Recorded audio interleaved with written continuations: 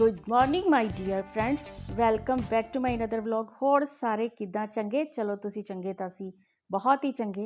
और यहाँ मैंने पी लिया है अपना ड्रिंक। और यहाँ रात भर मैंने भिगो दी थी मूंग धुली दाल। और आज मैं ब्रेकफास्ट में बनाने वाली हूँ इसके चीले। तो यहाँ मैं थोड़े से पानी के साथ इसको 2 बैचेज़ में फ़ाइन पेस्ट बना लूँगी।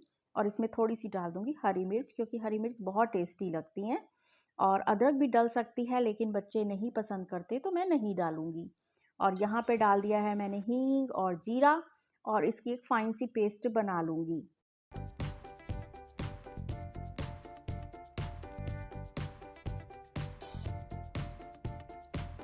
तो यहाँ पेस्ट बन गई है और इसको मैं अब रख दूँगी थोड़ी देर रेस्ट के लिए। और साथ में इसके लिए सब्जियाँ चॉप कर लूँगी। और इसमें हर तरीके की सब्ज़ी डल सकती है, जो कोई जो खाना चाहे। मगर मेरे बच्चे सिर्फ टमाटर, प्याज और पनीर ही पसंद करते हैं। जबकि हरी मिर्च पड़ी है, स्वीट कॉर्न पड़े हैं, लेकिन वो नहीं खाएंगे। तो बच्चों की पसंद का ही मैं सब कुछ बनाती हूँ, ताकि वो लोग खुशी खुशी खा लें। हम बड़े लोग हैं, हम लोग एडजस्ट कर लेते हैं। और यहाँ मैंने बनाया है घर का पनीर, क्योंकि पनीर भी उसमें काफ़ी टेस्टी होता है। और जब चीला बनाना हो तभी उसमें नमक और मिर्च डालूँगी, नहीं तो वो काफ़ी पानी छोड़ देते हैं। और इसमें थोड़ा सा पानी डाल के मैं इसको और रनी कर लूँगी। तो बस उसके बाद मैंने ये मेरा नॉन स्टिक तवा है, इसको चढ़ा दिया है। और यहाँ पे अब मैं सभी बैचेज़ में बना लूँगी चीले। और आज बच्चे भी बहुत खुश हो जाएंगे, पति देव भी बहुत खुश हो जाएंगे, झाई जी भी खुश हो जाएंगी, क्योंकि ये भी उनकी पसंद का नाश्ता बन जाएगा।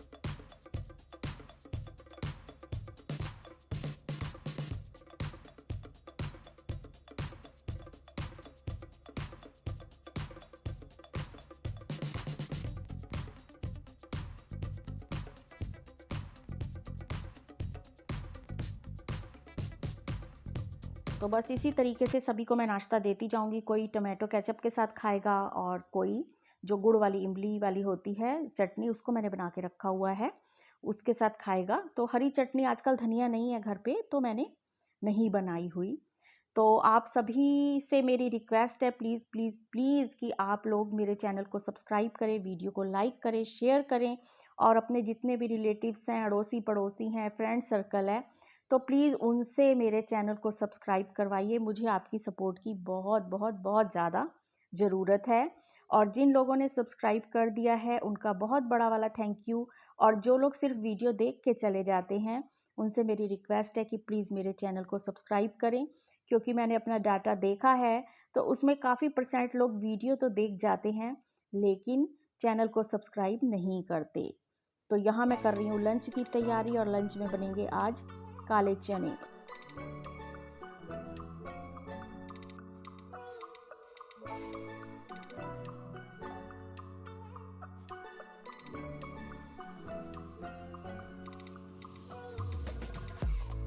और इसके साथ ही मैं आपको बता दूं कि हमारी सासू माँ को अवार्ड मिला है, क्योंकि वो पैदाइश हैं पाकिस्तान की। तो वहाँ से एक स्टार्टिंग हुई है विभाजन विभीषिका स्मृति दिवस। तो उसमें जो पाकिस्तान के लोग थे, उन्होंने कितना सरवाइव करा, तो उन लोगों की गिनती होकर चुना गया था। तो उसमें हमारी सासू माँ को भी चुना गया है। तो उन्हें मोमेंटो मिला है और एक स्टॉल मिला है।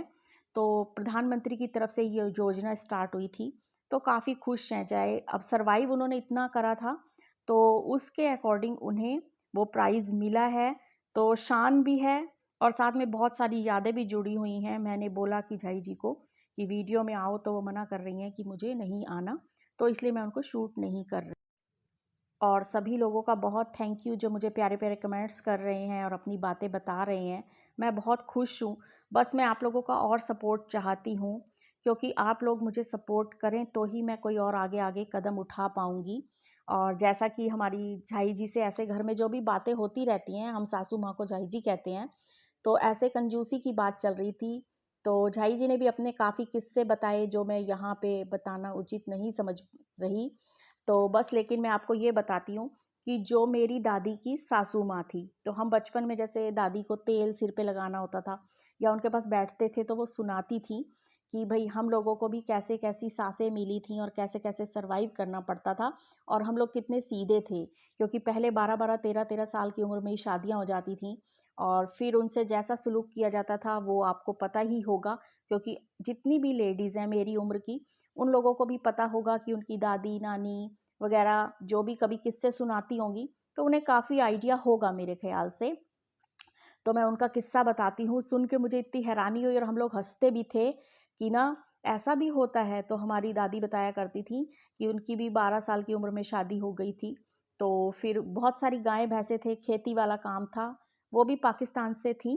तो क्या हुआ कि दादी जी बताती थी कि उनकी सास जो थी, वो जो एक संदूक होता है, हम पंजाबी लोग संदूक बोलते हैं, वो जो बड़ी पेटी होती है जिसमें रजाई तुलाई वगैरह रखे जाते हैं सीजनल। तो क्या था कि उस वाले संदूक में वो सारा अपना राशन छुपा के रखती थी। जैसे घी हो गया और जो तेल हो गया या ड्राई फ्रूट हो गए, मसाले तक, चीनी तक वो रखती थी।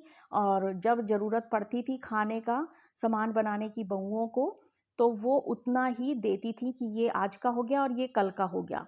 तो इस तरीके से हमारी दादी बताया करती थी कि तुम लोग तो क्या ही कहती हो कि आजकल की सासें, आजकल की सासें, हमारे टाइम देखो सासें कैसी हुआ करती थी। और प्रेगनेंसी के टाइम में भी उन्हें खेतों में भेज देती थी और कहती थी कि वहाँ जाओ और अपने हस्बैंड के साथ काम करो।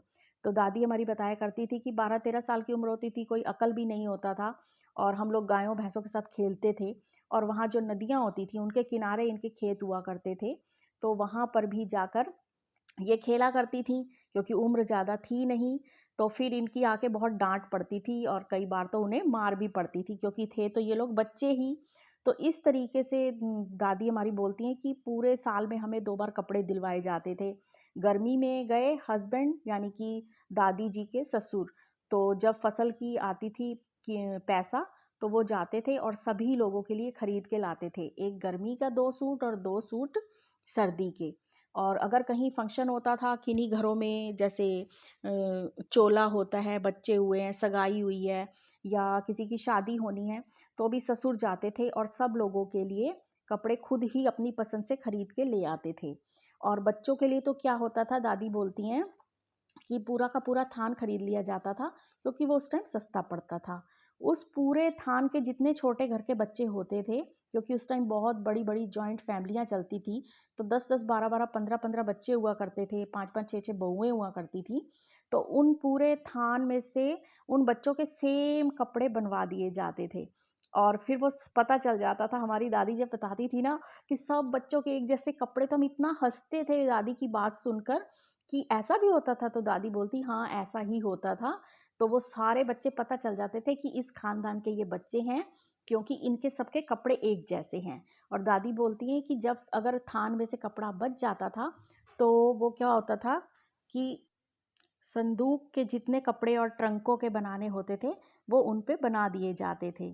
तो दादी कहती कि हमने तो इस तरीके से टाइम बिताया हुआ है। और जो घर की फसल होती थी, अगर आलू हुए, प्याज हुए, तो उन्हें हम लोग एक बहुत बड़े-बड़े हमारे कमरे हुआ करते थे और उनमें बल्लियाँ जो होती हैं, उन्हें रखकर टाँगने के लिए बोरियाँ टाँगी जाती थी और उनमें हम लहसुन, प्याज और आलू 6 महीने, साल भर के लिए स्टोर कर लिया करते थे। और गेहूँ, दालें भी इस तरीके से स्टोर कर लिया करते थे।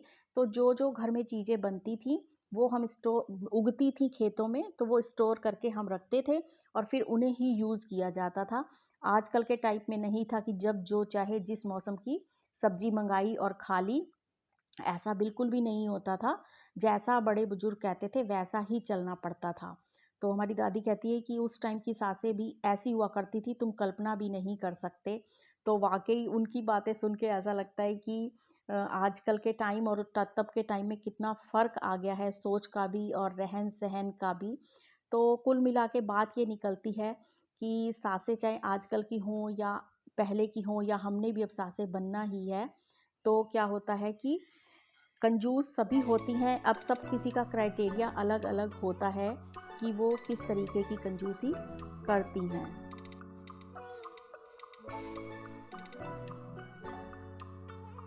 क्योंकि किसी के घर में काम वाली लगाना फिजूल खर्चा समझा जाता है, किसी के यहाँ कपड़े लेना फिजूल खर्चा समझा जाता है, किसी के यहाँ ज़्यादा बाहर सोशल एक्टिविटीज़ में हिस्सा लेना फिजूल खर्चा समझा जाता है, किसी का ये होता है कि बाहर का रेस्टोरेंट का खाना और घूमना फिजूल खर्चा समझा जाता है। तो हर घर में क्राइटेरिया अलग है बचत करने का, जबकि कंजूसी सभी अपने अपने हिसाब से करते हैं। बड़े बुजुर्ग समझते हैं कि ये कंजूसी बच्चे नहीं करते, ये बर्बाद कर रहे हैं, और बच्चे समझते हैं कि हम अपने हिसाब से बचा रहे हैं, हम बर्बाद नहीं कर रहे। तो बस अब हो गई है शाम और मैंने चाय पी ली है। यहाँ मैं अब शाम के लिए आटा गूँधूँगी क्योंकि मुझे कहीं जाना है, और ये जाना भी बहुत ज़रूरी है। हम लोगों को काम से थोड़ा-सा ब्रेक ज़रूर ले लेना चाहिए, क्योंकि अगर हम ब्रेक नहीं लेंगे तो बहुत मुश्किल हो जाएगी हमारे लिए। इसीलिए थोड़ा-सा अपने मन के हिसाब से आप अपना चुनिए कि आपको हफ़्ते में या 2 हफ़्ते में आपको कहाँ पर जाना है। तो उससे जाने से पहले हम काम ज़रूर समेट के जाएँगे, किसी पे काम छोड़ के नहीं जाएँगे कि कोई हमें ताने मारे कि खुद घूमने चली जाती हैं और सारा काम हमारे ज़िम्मे छोड़ जाती हैं। तो बस वही मैं सब अब कपड़े समेटूँगी, और रात के खाने का भी मैंने इंतज़ाम कर दिया है। सब्ज़ी मैंने क्या किया था कि 2 टाइम की लगभग बना दी थी, फिर भी थोड़ी-सी पनीर की भुर्जी मैं बना लूँगी आके, और बस अब शाम के साथ ही मैंने समेटा-समेटी शुरू करके जाने से पहले ऐसे सारा काम मैं मैनेज कर लेती हूँ। तो आज का टॉपिक था कि कंजूस सास, सबकी सासें ही कंजूस होती हैं, इसलिए बुरा मानने की कोई ज़रूरत नहीं है। तो फ्रेंड्स, अब मैं हो गई हूँ तैयार और अब मैं चलती हूँ सत्संग घर। शाम का टाइम हो गया है और घर का थोड़ा काम निपटा लिया है, सब्जी वगैरह रखी है, आटा गूंद दिया है, और अब चलते हैं कुछ घंटों के लिए सत्संग घर। मौसम भी आज थोड़ा सा ठीक है, दोपहर को तो बहुत गर्मी हो रही थी लेकिन अब ठीक है। तो बस इसी के साथ करती हूँ मैं वीडियो का एंड, फिर मिलती हूँ आपको एक नई और इंटरेस्टिंग वीडियो के साथ। तब तक तुसी आपदा ख्याल रखिया जी, असी आपदा ख्याल रखांगे, बाकी सारिਆਂ ਦਾ ਰੱਬ राखा।